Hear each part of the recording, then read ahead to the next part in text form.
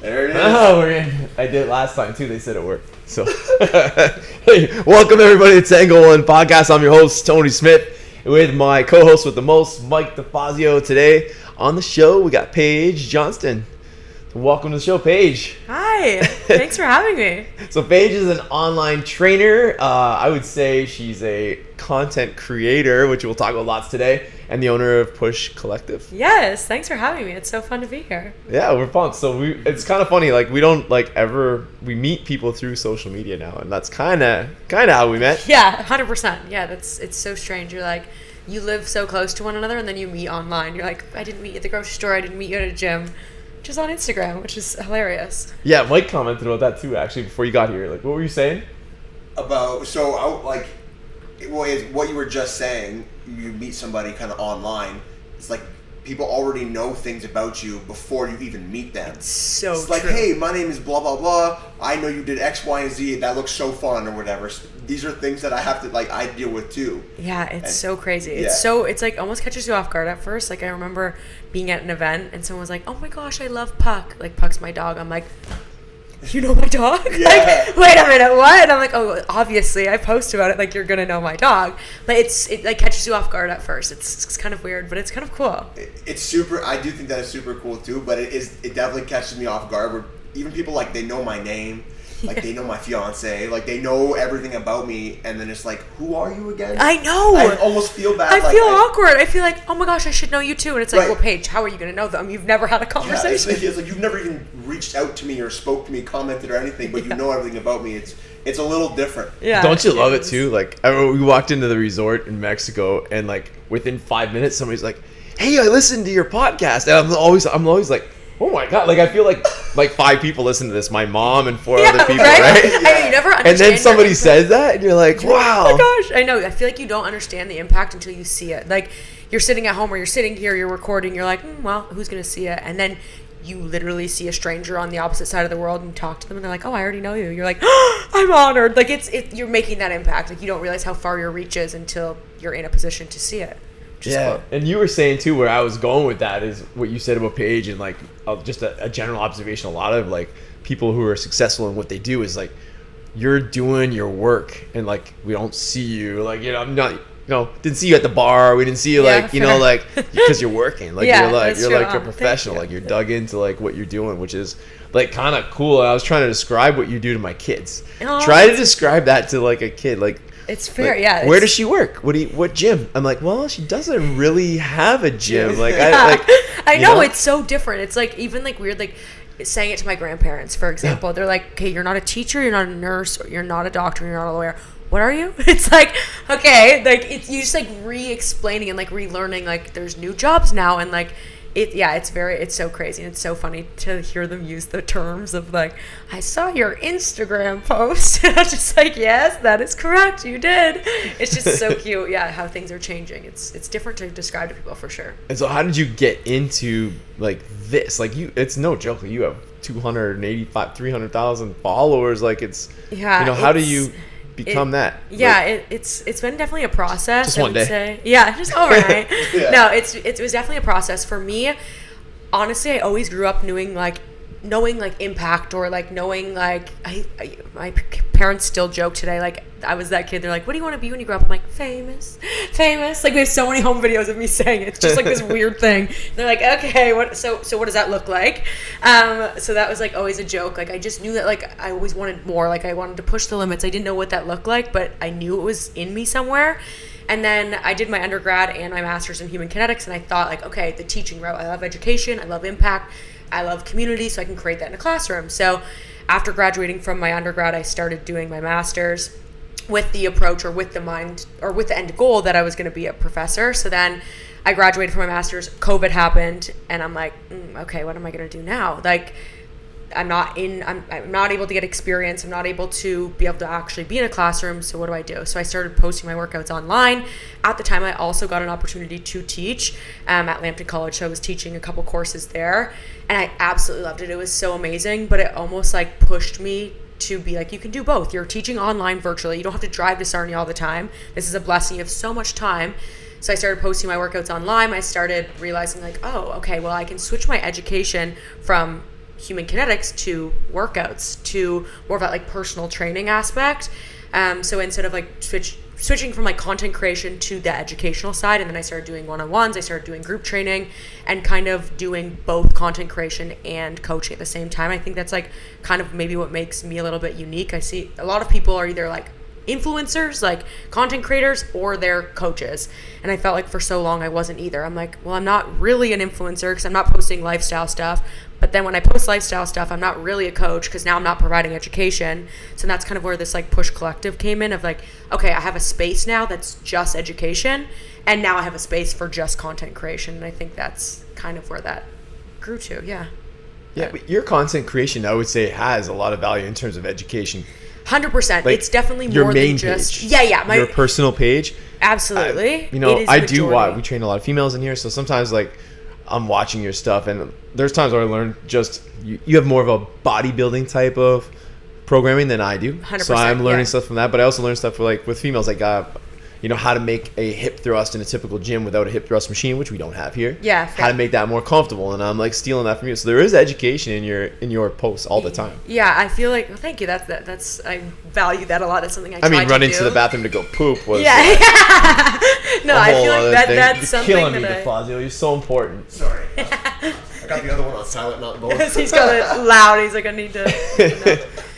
And then we just leave it at that. Yeah, Paige running to the toilet to poop. Yeah, pause. done. She did a video Yeah. where it's like when that pre-workout, your pre-workout hits, like running across. It's true. Which is hilarious, I thought.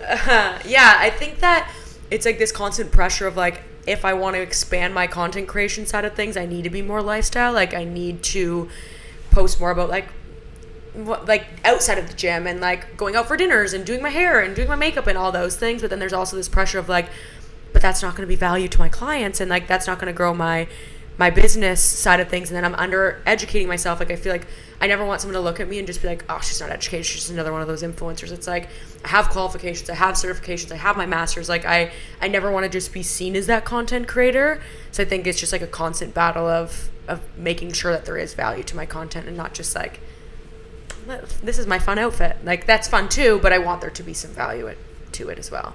Gotcha. So like, people buy from people they like, right?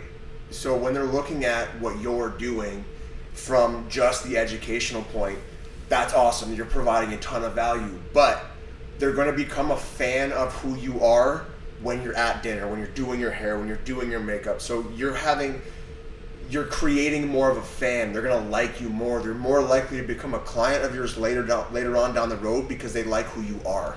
100%. And that's how they get to learn who you are, is through those things. With the value, like they start following you for the value, but they fell in love with you because of who you are, kind of thing. Yeah, I agree. And like even for me, like as someone who's like, I have people I look up to as well. The person you can relate to, you're like, oh my gosh, I'm doing that too. Or like, it's not just this like perfect world that they're living. They're showing them doing lifestyle, normal things. I think one makes it more relatable, and yeah, you fall in love with them more. You become more of a fan, which is going to lead to whether it's a service they provide, a product they provide, buying into whatever they're selling, kind of thing. Mm-hmm. Yeah, it's funny. For me, I've gone almost full circle. When we opened the garage gym, before social media was very big. Like I didn't have social media actually when I opened the garage gym until I got this gym, right? And it was like we were selling a lifestyle, and that's what we always talk about. We're selling a lifestyle because people would come in here, they'd see us as a husband and wife, and relatable too. People would come in here under huge amounts of stress, seemingly, and we would make jokes like, "Hey, I spent today with a dead body. Yeah. What was so bad about your day?" And they're like, "Oh, well, that gives me some perspective, right?" And then I think I once, as social media started to grow and my presence started to grow, I started to get away from the lifestyle and more into like trying to teach people how to bench press. And frankly, like you could see it in my Instagram, like people didn't like it. And now that I'm back to more just like being me and really like I'm a guy who works out and I happen to own a gym, you can see the interaction going up. So I really do believe that people, it is that. Like I wouldn't have ever I wouldn't even met you if it wasn't for how you were on Instagram, right? And we wouldn't be sitting here, and I wouldn't have allowed you to shoot in the gym. Yeah.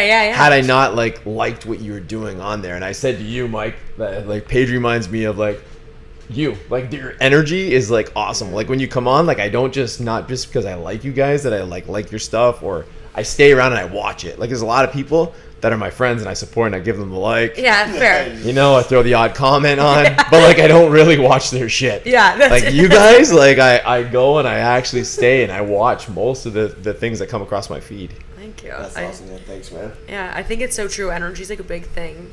I'm like such an energy person, so mindset person, energy person. Like I 100% feel you can feel that through someone's content. It's crazy to say, but you can feel that, like what they're about, like just that like positive energy or more so negative energy just from something they post, which is crazy.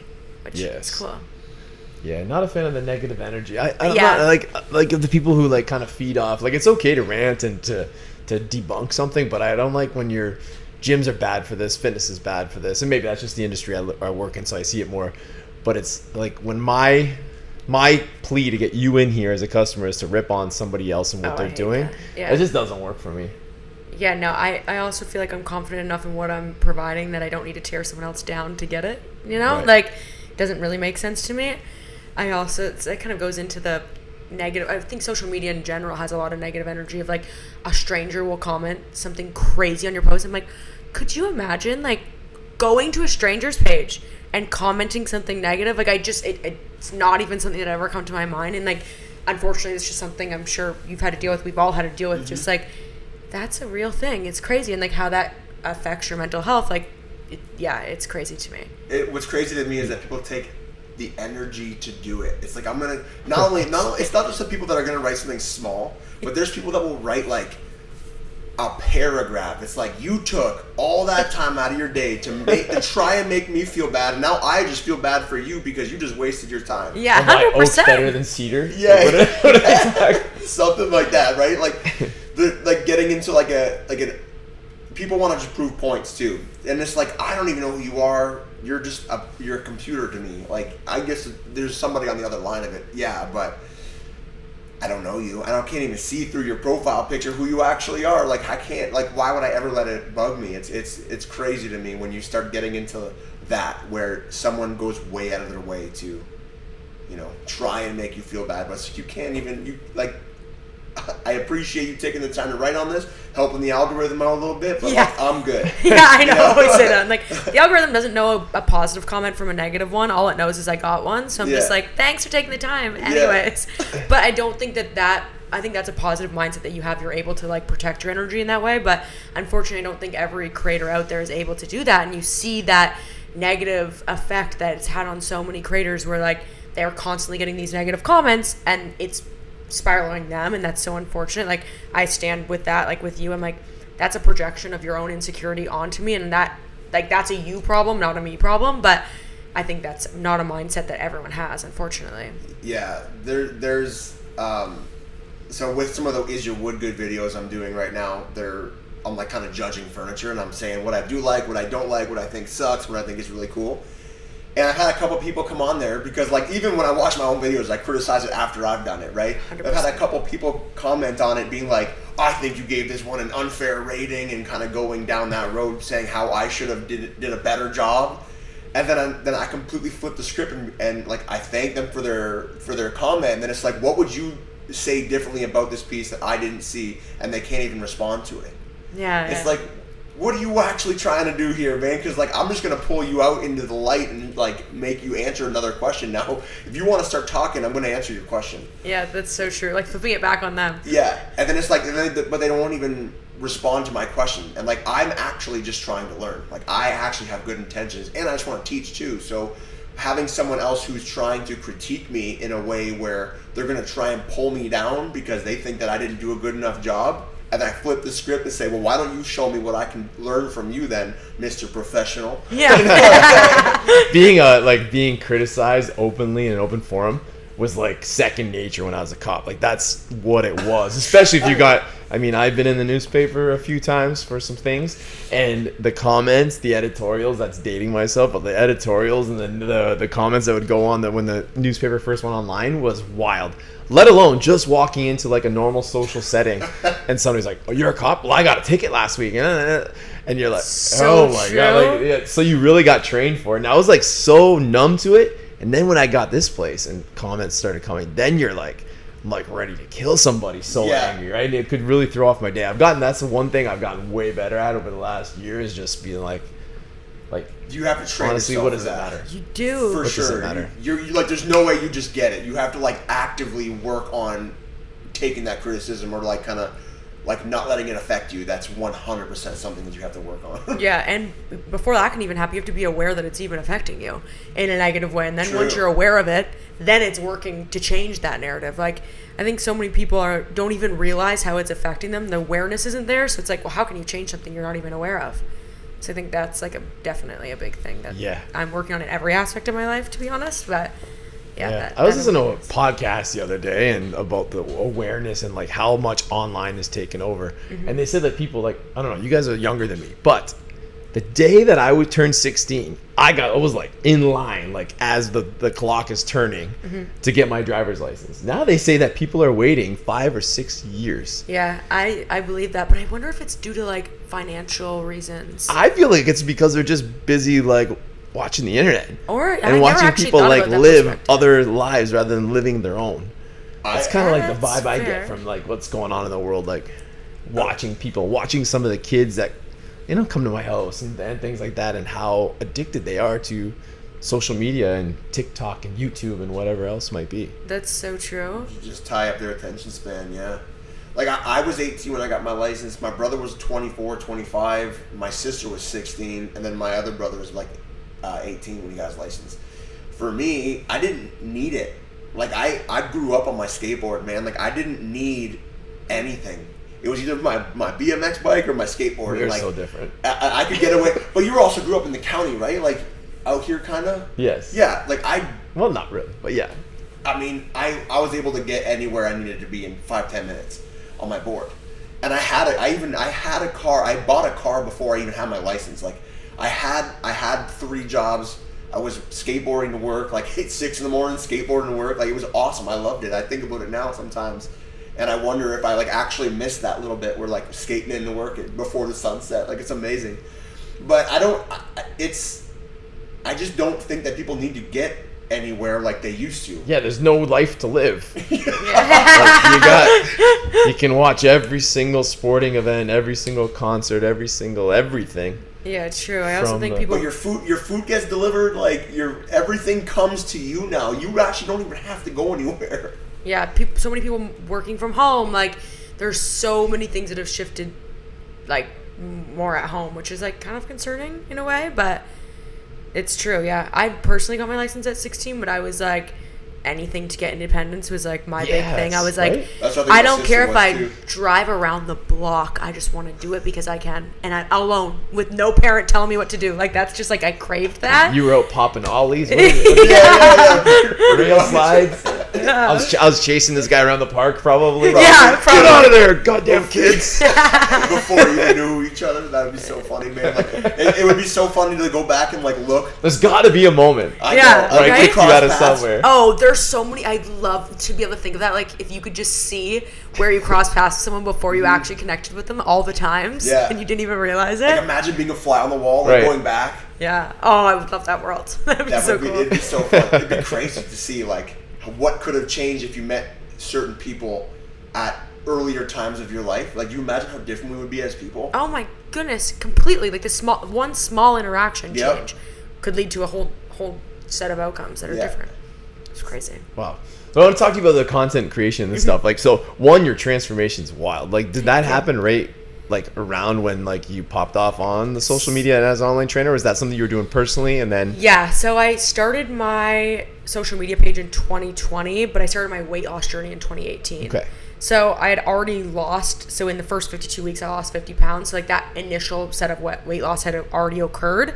So I was in this like new lifestyle when I had already started my social media. I will say a lot of my growth has definitely come from that.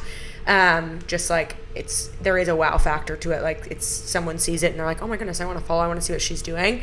But yeah, I started my social media 2 years after I'd actually started that journey.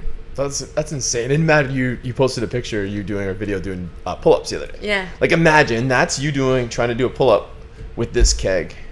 Yeah, You literally. know what I mean? Like 100%. Like, that's the body weight that we'd be roughly at. This is a 35-pound plate on top of an empty keg. This is roughly what you would be trying to lift up. Like, that's crazy, right? Like, it's pretty, like, it's wild to see, like, because you do notice that if you open up your page, but it's not something you're always highlighting. 100%. And I remember the first time I saw it, I was like, holy shit, yeah, that's that's impressive, right? Yeah, thank you. What was the shift, though, that got you, like... Yeah, that led to the weight loss? Yeah, that would make... There had to be a major shift that's to go from, like, 50 pounds is a lot of weight. Yeah, so for me, it's and now to carrying muscle, too. Like, so 50 pounds plus you're carrying muscle. Yeah, 100%. So for me, personally, it was almost like I'm back to where... It was a full circle moment for me. So, like, growing up, I played high competitive sport, high level sport. I played varsity while studying away at post-secondary. So I was always super active, super fit, super in shape. But I only knew fitness as performance. I only knew it as like, you are fit, you eat healthy, and you work out because you want to get more playing time. And if you don't, well, you're sitting on the bench and sorry, but that was not something that was comfortable for me. So I did it to perform. And then I ended up getting having an injury, and I got out of sport and I couldn't play anymore. And all of my identity was literally lost. And like, it was also the first time ever that someone wasn't telling me when to work out, why to work out, what exercises, how to eat. Like, growing up, bless my parents' soul, but I was registered in every single sport under the sun, going before school, after school, driving 2 hours. Like, it was crazy. I mean, I wouldn't have been able to play at a high level if I didn't do that, but it was like this weight lifted off my back. Like, I can go out and party and I can do all these things that I never felt like I could do. And I totally went from one extreme to literally the exact opposite. I went from like working out all the time, like eating super healthy, to drinking, going out, never working out. I did not work out in the 2 years that I gained weight. I don't think once. Like, I completely avoided it. And then I just literally came to a breaking point where I was like, I was so unhealthy. I was drinking. I was in a negative mindset. Like, it was just a bad time for me.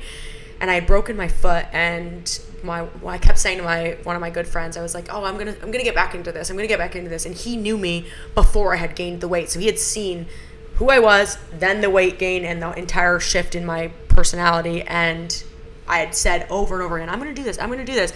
And one night he was just like, no, you're not. Like, you're literally not going to do it because you've told me 100 times. And if you were going to do it, you would have done it already. And that is all I needed to hear in my brain. I was like, oh my gosh, he says I can't do it. Literally, watch me. And I got my boot off like 2 days later, and I went to the gym, and from there, the rest was kind of history for me. That was the start of my journey. It was just that shift in mindset of someone telling me they didn't think I could do it, and I was like proving to them that I could. So yeah, it was like a kind of a blessing. Like, I remember being so offended at the time. Like, I felt like I could cry when he said it, because I was like, I feel seen. Like, oh my gosh, you're right. I have said this 100 times, but I needed that like moment. He knew what he was doing. Like, he said, we've talked about it since, and he was like, I knew you needed to hear that, because like, your personality is that competitiveness, and like, people were soft on you. People were just like, oh yeah, give her time. Like, no, you want to say you're doing it, then show me. So yeah, I just needed to be challenged, I guess. And from there, I mean, obviously it didn't happen overnight. It did take a year. I also worked with a one-on-one coach too. Like, I needed to invest in something. I needed to be held accountable. Like, I knew what to do. I was studying in school. I played sports all growing up, but I needed to have some skin in the game. Like, I needed to invest some money to be like, okay, Paige, you really are putting like, you're putting money into this, so you're not going to waste your time. Like, I was a student. The money I was spending on it was not like, it was going into my own spending money. So I was like, okay, I really want to do this. And yeah, I worked with the coach for 6 months, which was really cool to have that experience. Cause like, now as a coach, like I'm able to actually relate to my clients. Like, okay, what did I love that my coach did? What didn't I love? What did I need more of? What did I need less of? Like, I have that actual experience on the other end to be able to like flip it back to like, okay, you're struggling with this. When I struggled with this is what I did. This is what didn't work. So I think it just like allows for more me to be more relatable to my clients. So yeah. Yeah, I'd say for sure it makes you more relatable. I do know that's where people struggle with me. I know as a coach or just as like, you know, I do my best. Most of what I'm trying to influence is dads, right? But I spend almost all every day working with moms. So it's like, it's easier to get women in the gym than it is men, because you said something there that hit. I know what to do. Okay, sure you do, but you're not doing it. You're not doing it. You're not doing it. I don't need a coach, right? Because I know what to do. And I think that, you know, the investment, that's all the things that we would use even in making a sale. Like, and it's true. 100%. I have coaches. You know, when I'm doing something big time, like I have a coach. Like the last little transformation thing we did, Austin was doing my programming, Danny was doing my fuel, and they were keeping me accountable. Like I know what to do. I teach people to do it. I help people do it. Yeah, but you still need a coach. There's value in having a coach. Absolutely. Like, all coaches also have coaches. Like if you're a good coach, you have a coach. The good coaches have coaches. Yeah, 100% they do. Because it's like, if not, do you even value coaching then? If you don't invest in it yourself, you know? Like, I think there's a big piece there of like, I know how valuable a coach is because I had one. I've had them since. So like, obviously I can provide that to my clients too, which is the same with you in this space. Right. So when you are creating this content in a gym, I got to ask you, because I do this.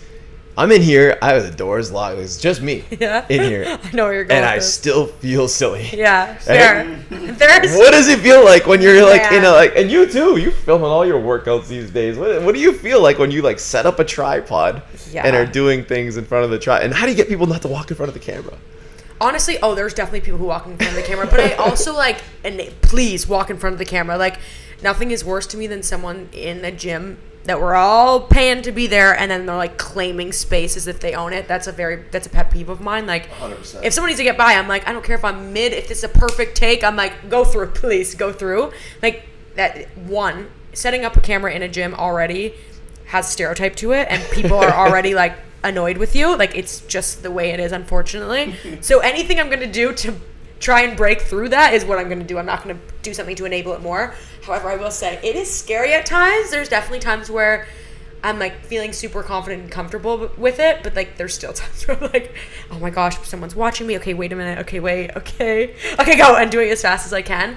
But sometimes I just like don't even look. I'm like, the more I look at somebody, the more intimidated I'm going to feel. So just like try not to look and just like pretend I'm in my own world and just do it, because at the end of the day, whatever they're thinking in their head, it doesn't actually affect me anyways. I'm just like, I just gotta do it.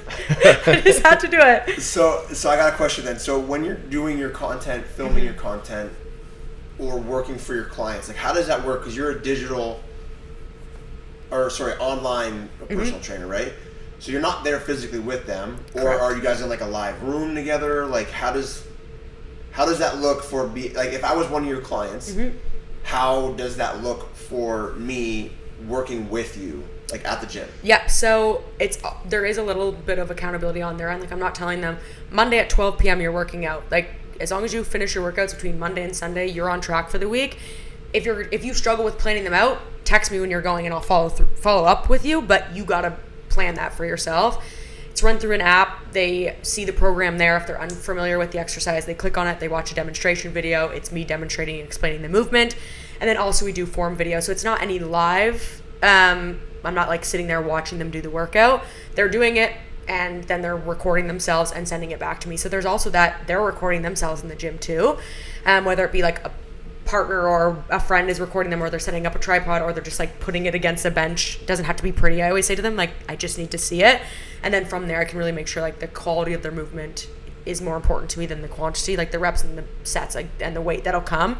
I'd really work on quality first, so that comes through that form video. Sometimes there is times where I'm like, okay, let's just jump on a FaceTime or on a Zoom call, and I'll actually demonstrate this movement pattern to you, because sometimes it just takes that like back and forth. They ask the question, I demonstrate it, I watch them demonstrate it back. But a lot of times, like I feel like online coaches is a different clientele than an in-person gym. Like your ideal client is going to be different than mine. Mine is like has a little bit of experience. Like I cannot have somebody who's never been to the gym before. Like it probably is not going to work. Like they need to have some level of awareness, like a foundation. Yes, right? Or like there's a risk of injury. There's a lot of things that come with that.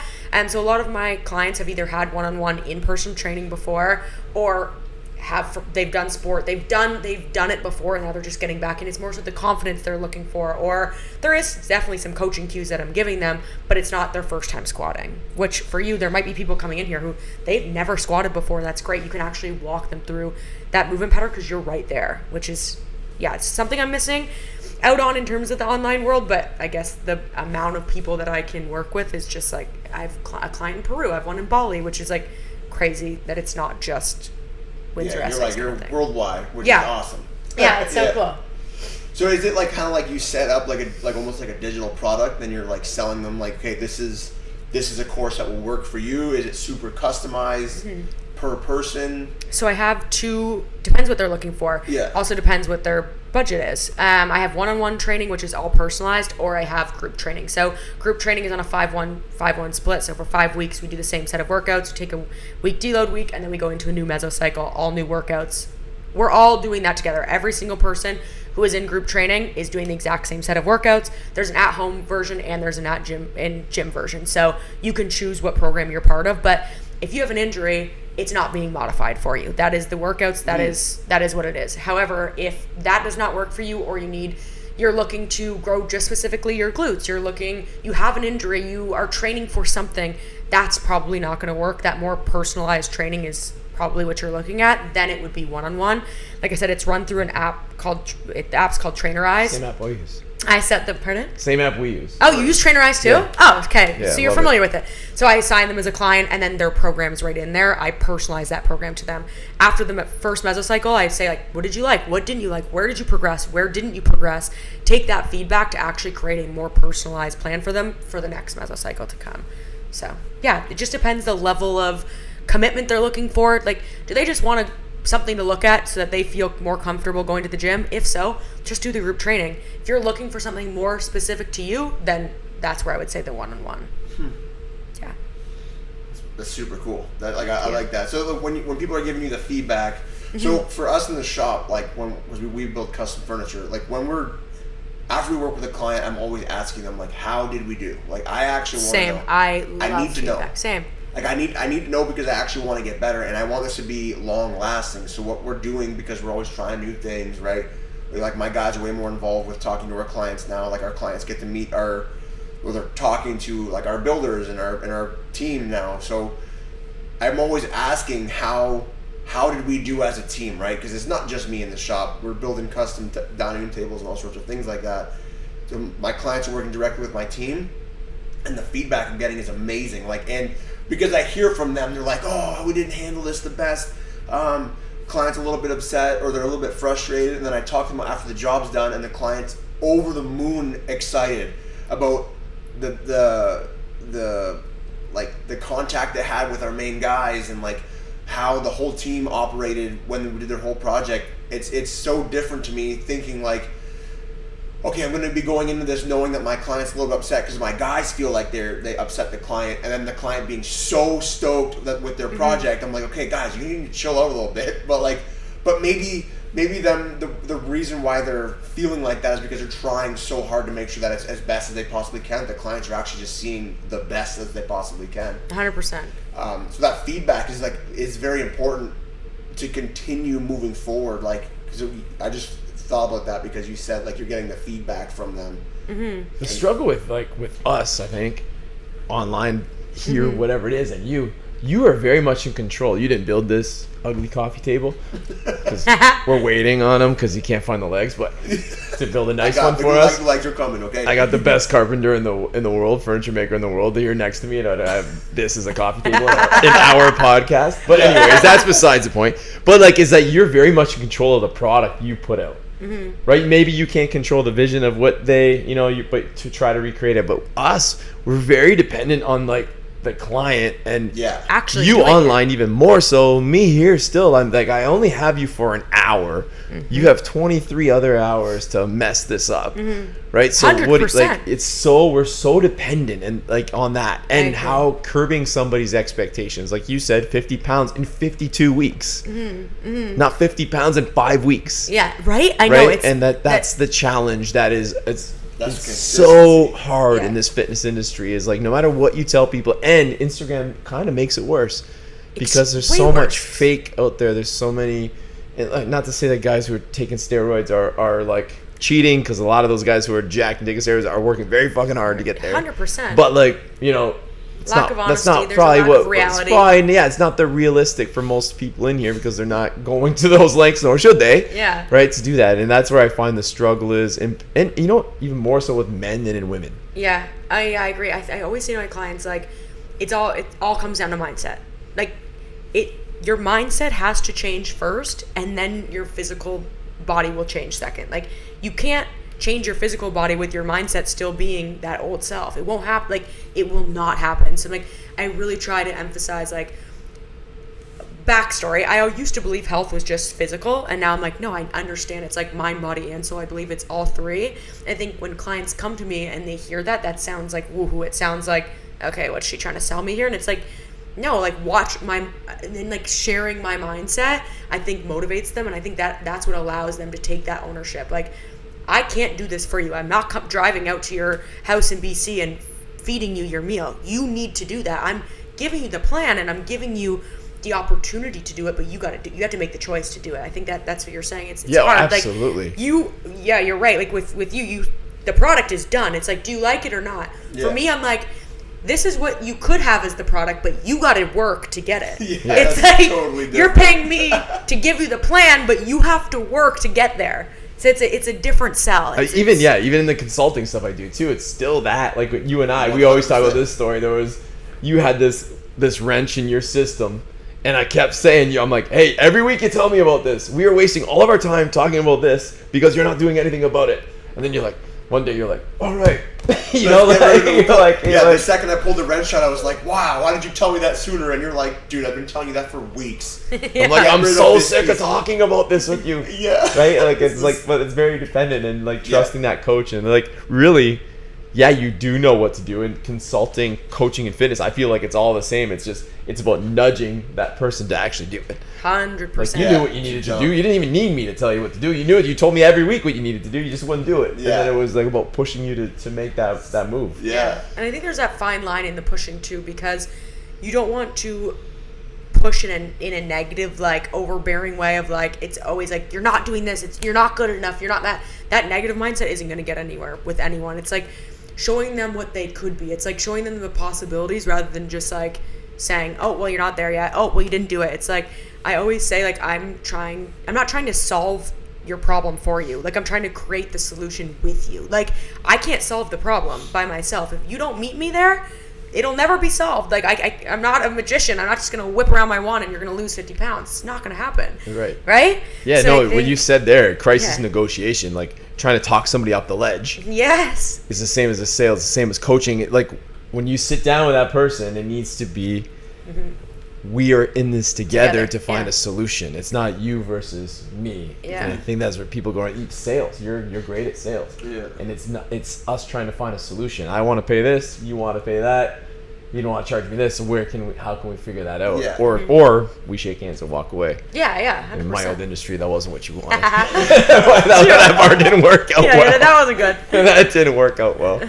I find the same thing with having a team in the shop now, what you're saying, because I've been giving my guys leadership roles. Like, one guy manages the shop, the other guy manages the front, who's doing the most of the talking with the clients. And they would come to me with questions every time. Mike, how do I handle this? And I say, well, how would you handle it? Right? So I'm like, and then we would work through it as a team, right? I'm not leaving these guys hanging, but like, that is their problem. And one of my guys was talking to me the other day. He said, all of these problems in the back are my problems. And I'm like, you're wrong. I'm like, because if that's the case, and all of those problems are my problem, and none of those problems are my problem, so why are you taking them on? Because he was talking about the other guy, because he runs other guys in the shop. I'm like, you are assuming their problems, but you do not have to do that. You're actually, you're stunting their growth as people too, because if you're like, hey, I have a problem, and the shop supervisor walks in and just solves it for them, the guy who had the problem didn't learn anything. Yeah, and it almost tells them that you aren't good enough to solve the problem. I have to do it for you. It's and like, no, you can solve your problem. Makes him rely on the other guy. It's like, now you're stressed out because you took his problem on and he didn't learn anything. Yeah. You just created a lose-lose for everybody. And the next time the problem comes about, you're going to have to deal with it again. Yeah. They're going to have no advancement in being able to solve it themselves. Leadership is creating other leaders. That's what coaching is, and we say it in here all the time. You don't need me to do this anymore. Yeah. I want you come to the garage gym because you want to come here. Yeah, yeah. Like your coaching should be so, in my opinion. Your coaching, your online fitness training, me here at the garage gym, my team here at the garage gym. Our coaching should be so good that like after a year or two, you really don't need me. Absolutely. You want to be part of your life. Say that you want this place to be part of your life. All my clients, and like, my goal as a coach is never to handcuff you the rest of their life. I would be a bad coach if you needed me, because that means you didn't learn anything with me. Like, I want to empower the education. I will teach you how to do it so that you feel confident and comfortable on your own. It's like, if a coach wouldn't have done that for me, I wouldn't be the coach I am. So it's like, stopping that cycle would be I would be a terrible coach if I did that. So I had this conversation with somebody very close to me a while ago, and it was, at what point does the teacher do his job? Like, when the teacher has done his job properly, the student no longer needs the teacher. I love That's that. what you're trying to do as a coach, as a leader. You're trying, like, as a man, in my opinion, for a lot of the roles that we have as men, like, we have to render ourselves obsolete. If Tony does a good job, his boys won't need him. They will want him, right? Like, because if Tony does a good job, his boys will become better men than Tony was. And it's the same thing with my leaders in the shop. Make me cry. That was good. That got me. I don't even have kids. But it's the same thing with the team and like with your guys's, with your clients, right? Like, if I do a good job in my shop, my guys will not need to have to ask me to answer these questions anymore. They will already know. They'll have the confidence. Same with you guys, with your clients. When you guys are teaching them the proper way to do something, they will no longer need you. They will just want you. And at what point is being wanted more important than being needed? Because that's where the thing that I come back to with relationships, with business, everything. I would rather be wanted than needed. Yeah, that's I don't true. want to be needed. That sucks. Yeah. You're handcuffed. I don't want that. I want to be wanted. And being needed takes so much more of your own personal energy. Being wanted is a different feeling. But I do think it comes down to, that takes a strong, confident person to be able to say, I don't need to be needed. You know, like, that's a level of awareness of like, I'm confident enough that I don't need to be needed anymore. Like, I feel like so many people need to be needed to feel better within themselves, right? But if you just have that, your own awareness of that, like that's a strong person to be able to say that. So I don't think that every person has that mindset. I think that's an amazing mindset to have, but I don't think it's common. I think all the Italians need to hear this, eh, Mike? Our heritage. Is that like the number one thing you hear from your grandmother, your mother? You don't need me anymore. Why you don't need me? What? You listening, Mom? Why you don't need me anymore? Why do you never call? Right? That's the but it's a wanted thing, right? Because like, if she felt wanted, I don't think that there would be that issue anymore. Well, now you're just hoping a whole other can of worms. Forget that. Yeah, Edit. literally. She's like, yeah, it's because I don't feel wanted. Here we go. I think I just made that way worse. Your mouth. You made it way worse. Oh, this has been awesome so far. So you had a question about workload, content creation. I want you to ask it because and you had it worded better than I could. It was workload versus content and how much going on. So the reason why I was asking you about like if you have like a digital product that you sell is what amount of your time that you're giving to this a day is going towards coaching or just marketing, because like it is doing the work and then preparing for more work, right? Because with me doing my marketing, I'm not doing any of the work. There's no money coming from the marketing that I'm doing today, but tomorrow, if I don't do the marketing, tomorrow there's nothing coming in for sure. So like how do you, I guess, schedule your day so that you're still getting the content, but you're still having the work going out? There's still value being given. Is it all one? Is it separated? How do you do that? I think that's a twofold question. I think recently I've become better at boundaries, because essentially in the influencer content creation world, I could set up my camera 24/7 and record. Yes.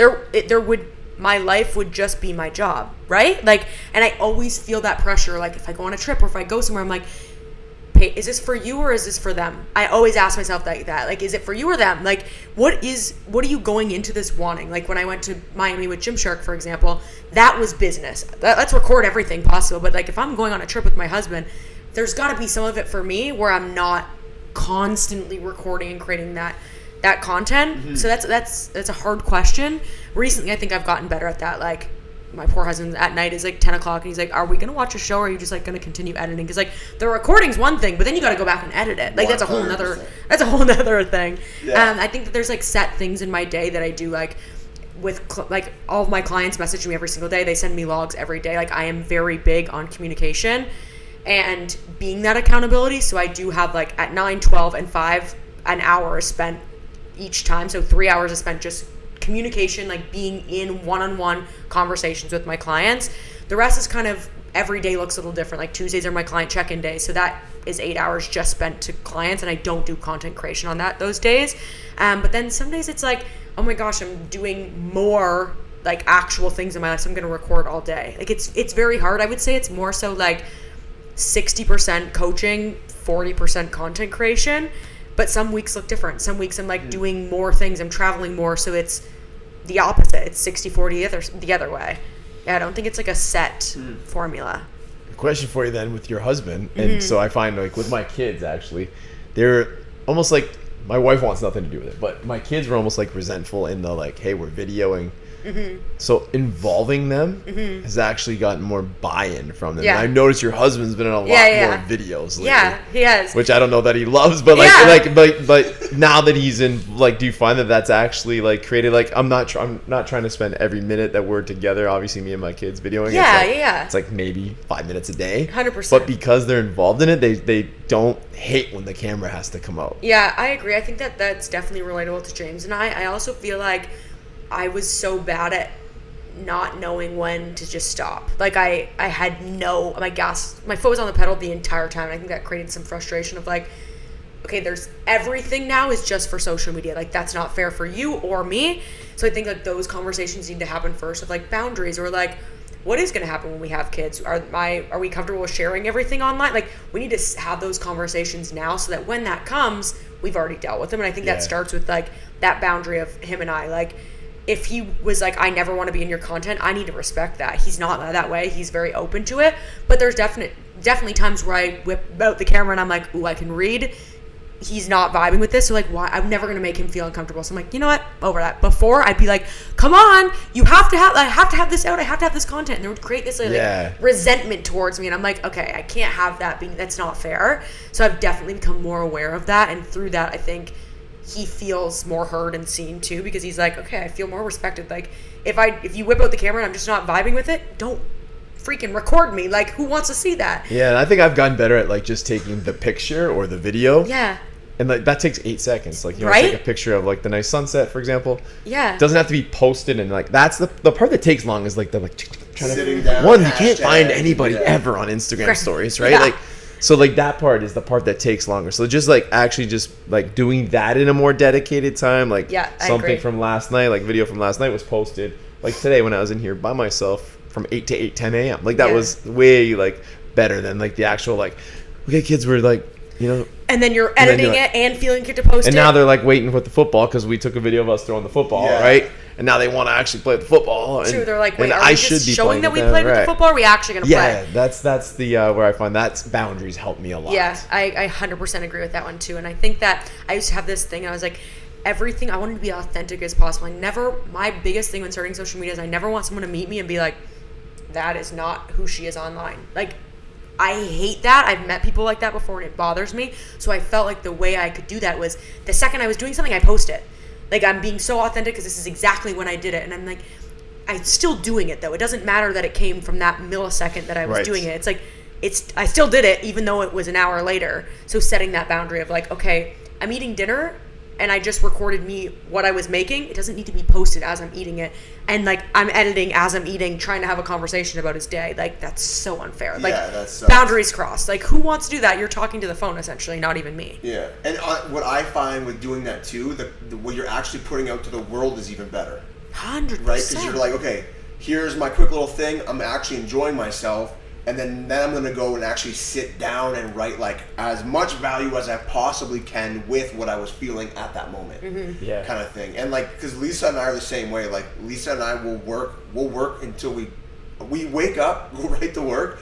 I see her for like an hour, maybe 2 hours when she gets home from work, and then we'll work, and then we'll go to bed. I know, that's and like, it's like some days it's like, all right, can we get like 20 minutes to like chill? Like, it used to be like, we'll eat dinner and then we'll go back to editing and commenting and responding. Because like, we're working on building up our social stuff right now too. Start getting this like some digital products and stuff that we're working on right now. Like, it never ends if you don't put an end to it. Literally. I always say that, like, there's never a time my to-do list will be nothing. There will never, for the rest of the time, it will never, I'll always be able to be like, oh, but I could be doing this. Yeah. And I could do that, and I could. That will always be there. So if you don't set that, okay, this is what has to be done today, and when it's done, just be okay with it. Like, and if you have an hour left, sure, get ahead. But if you get to the end of the day and your stuff's done, shut it down. Like, you'll never, I was in this like little hamster on a wheel, like, oh my gosh, it's got to be more and more and more. And it's like, okay, my husband actually asked me this, like, when are you ever satisfied? Like, at what point is it enough? And for me, it's never. I know that about my personality. Me too. But instead of using it as a weakness, use it as a strength. Be able to set the boundary and still come back and be able to give fired up energy the next day instead of like burning yourself out. Yeah, absolutely. And never having that like recharge time. Understanding that you're probably what makes you special is also what makes you like the your biggest Achilles heel. Absolutely. Right, like you're like, for me, my passion, right? Yeah, like that is like my Achilles heel. I care too much. Yeah. Right, and like you seemingly the same. Like with the workaholic guy, I'm always telling you, like, you don't see me ever pass up on a trip. Like I take every trip, whether I can afford it, whether there's time for it. Yeah, like I love that. we just opened and we're partway through at a new place. I'm like, I'm gonna head to Mexico. Yeah. You know, like, and it's just I find that's like been huge for me. Is like just live those experiences, and because like I will never get those back and never regret that. I don't, like, there's never a time you will regret experience. Even if it was a negative experience, there was a learning from it. Like, right, there's something you can take from it. Right. And I've really been trying the last couple of years is to like one take. Like, ask Eric. I'm like he's here for like 10 minutes. I'm like, one take, Tony, I'm out of here. Right? Yeah. That's why Danny never smiles. But no. All right, you got 3 seconds. Yeah, but no, it's like get it, like record it, send it. Like, I'm not like re-recording. You know, maybe if like I notice I had a booger or something, I'm gonna re-record. Yeah, fair. But like this podcast, we don't edit. Yeah. You know, I love that. And I think like, yes, it doesn't mean at the millisecond, but it's real. Yeah. That's what I was feeling at that moment, and send it. Like, be done with it. Sure, we can edit it, we can make it look nicer, but I'm not Obsessing editing the like actual like what I said. Yeah, I agree. I think that's huge because I think a lot of content that we get is edited. And I think that's a big thing for me too. When I first started, I was like so polished, so this. I would take like 20 takes to do a story, and now it's like, or someone will ask me like, "We'll take pictures with friends." I'm like, "Do you like it?" I'm like, "Post it." Like, I can't even let my brain go there because I am a perfectionist. I am an over-analyzer. So the second I allow myself to go down that hole, it's like, now I've found 43 things that I don't like. So it's like, it's so crazy to see that growth where before I'd be like sending it to 3 people. Should I post this one or this one? And no one can even tell that my one hand went from this to that. Like, you know what I mean? Like, no one can even tell. And I used to spend so much time and energy wanting that approval from someone to post it. And now I'm like, I don't ask a single person. I just literally do it. So that's been kind of cool to grow through that too. I can relate to that so much. Speaking of editing, we got to do one shameless plug for us. So this is going to be on 107.9, the Amherstburg radio station now. This Tango One podcast will be broadcast there. That will be edited, but just beeps. Like when I drop the occasional F-bomb, which we try not to do. Okay, we're getting better at it. But we try not to swear. Unless it's real swear words. Like don't just add it as an adjective. Like, it's got to be like a noun, if that even makes sense. Like, then they're showing our education. Here we go. Mike and I are writing with crayons. Yeah. But yes, so whatever you hear edited, it's not like we're like taking out the nuts and bolts of things. We're just taking out the swear words and things that are not allowed to be played on the radio. So thank you for that opportunity, 107.9, and I hope you guys enjoy that part of it. Yes, back to the talk. We got a couple more minutes. What do you got, Mike? I don't know. Putting me on the spot. we were in the middle of a conversation. I don't know. Let me think. What else, like, do you guys have anything else you want to talk about? The radio edits? Yeah. No, but I like to know, like, we're always trying to tell people to get better. That's what we do, right? That's what you do. Yeah. Like, it's 90% of what you do on your Instagram, regardless of making wood or not. And it's definitely what we do. What are you guys doing to get better right now? What's the one thing you're working on? Is there something you're trying to do? The digital products is my thing. Like, that's the one thing that I'm working on right now. I'm working with like 2 different coaches on that. So working on building something that's kind of what you guys have, what you have specifically, like where you have something to sell to someone. Mm-hmm. Where like what we do in the shop is we build custom things for individual people. This is going to be like training programs. I have so much knowledge in my mind. It's getting it out is almost not getting it out is like a disservice to everybody else. Like, I have a lot to give to a lot of people, so I'm working on pulling that out and putting it onto something where my guys, my future guys, and anybody else essentially in the entire world to be able to benefit from what I have learned over the past, like becoming a coach, I guess essentially just by default, because I have the knowledge and the understanding and the ability to work through hard things, because I've been through hell and back running a business multiple times. So I can now help people get through that. And I think this is like kind of where like a new calling for me is starting to happen, because I'm starting to feel like I'm supposed to be doing that.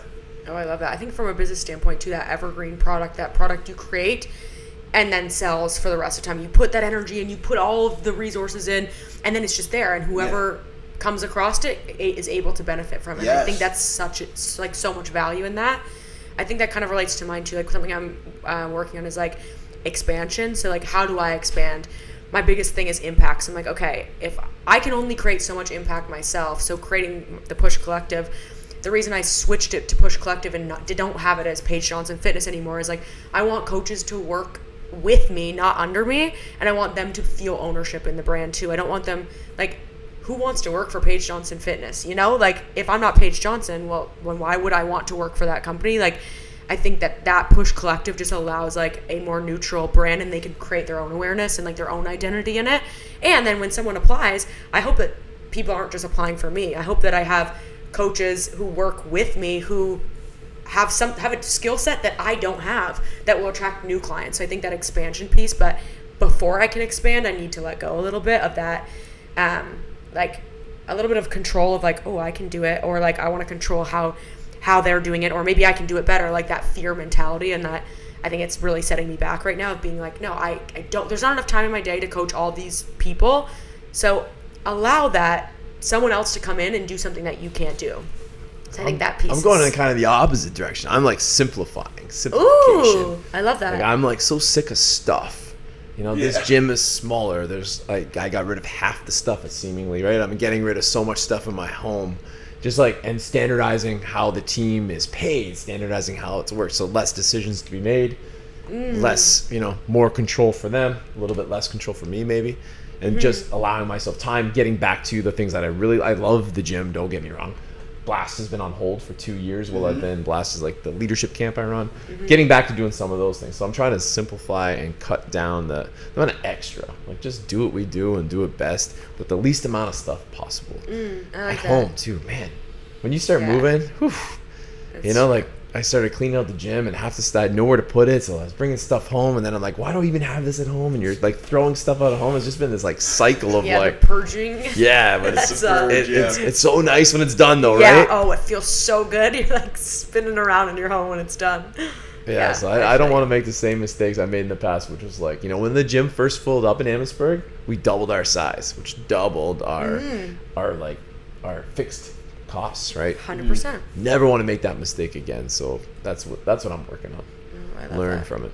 Learn from it. Fair. I think that makes sense where you're at in your business too. Like, I feel like eventually I'll come, once I'm as far as you are in your business, maybe I'll then go to that simplifying. You know what I mean? I feel like it's a cycle. Like, you know, before I can simplify, I need to grow first. No, exactly. You know, you gotta throw a bunch of I gotta throw stuff on the wall. Yeah, and see what sticks. Yeah, and see what sticks. Because that's what it is. Man, if I was like, throwing out equipment too was like it was like little pieces of equipment represented different fitness avenues I went down at certain points. Like, what the hell did I buy all these like this for? That's cool though. That's cool when you are able to get rid of it and let go and like served you, but you no longer need it. Yeah. You're good at what you're doing now. You don't need that anymore. Yeah, like remember we used to use these? Yeah, like, right? You know? That's cool. That's funny. Like, it's like me keeping wood scraps. It's like, maybe we'll use this someday, and then 5-10 years later, we ended up throwing it away. Yeah. Like, we didn't need it. We didn't need it at all. I love when you're selling those things off. the little extra stuff. Yeah, and I'm like, I should buy that. I don't know. I don't even know why I think I should buy that. Like, what am I gonna do with it? It'll be like a coffee table for like $500. Just like, for me to build this would cost a fortune. Like, not a fortune, but say this would be like a $5,000 coffee table. I'll sell it for $300 because it's in my way, and I literally want it gone now. Yes. Like, I don't even want to wait. I don't even want this to be here tomorrow morning. Like, if someone doesn't come pick it up now, I'm throwing it out. Yeah, I get those moods too. Yeah, so that's funny. Awesome, man. So thank you so much for coming on. Plug yourself here. What is like your Instagram page? It'll all be in the show notes, but yes, give it to the people. At Paige Johnston _fit. I'm majority on Instagram and TikTok, and that's where you'll find me. Thanks for having me. It's been amazing. It's been awesome. Yeah. It's been awesome. Yeah. Thank you. Mike, follow Mike, please, if you don't already. I'm sure you guys do. And thank you guys for listening. We're over and out. If it worked. Yay. No, Colton here.